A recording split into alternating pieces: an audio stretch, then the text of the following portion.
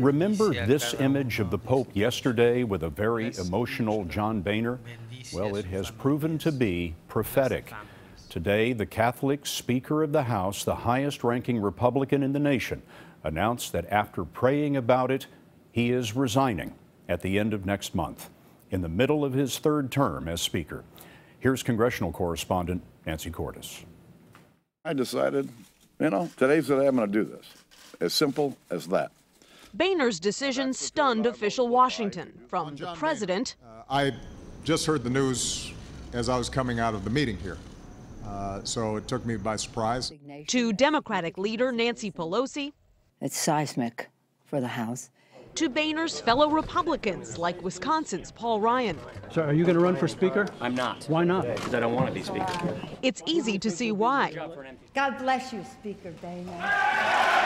Boehner got worn down by 4 years of fights with his own right flank. Do you think this is worth shutting down the government over? I think this is worth fighting over Obamacare, which the American people reject. They dug in their heels on the debt ceiling, Obamacare, and funding for Planned Parenthood. When Boehner said those fights were unwinnable, he became the enemy. Here's how conservative activists reacted today when Senator Marco Rubio broke the news. Just a few minutes ago, Speaker Boehner announced that he will be resigning. Since July, a couple dozen conservatives have been pushing for another vote to unseat Boehner, and the contempt is mutual. You've used words like knuckleheads and some other words we probably can't use on television. Had you just had enough? I would not describe it as having had enough. And that's not it at all. When you're the Speaker of the House, your number one responsibility is to the institution. And having a vote like this in the institution, I don't think is very healthy. But won't the next Speaker face the same thing? Hopefully not. The uncertainty worries some Republicans, like New York's Peter King.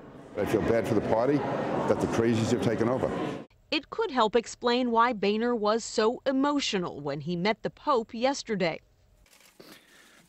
Pope puts his arm around me and kind of pulls me to him and says, "Please pray for me."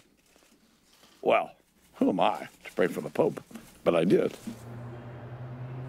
Conservative groups declared victory today, saying Boehner stood in the way of their principles and practiced the art of surrender. But the early favorite to replace him, Scott, is his chief lieutenant, House Majority Leader Kevin McCarthy. Nancy, thanks.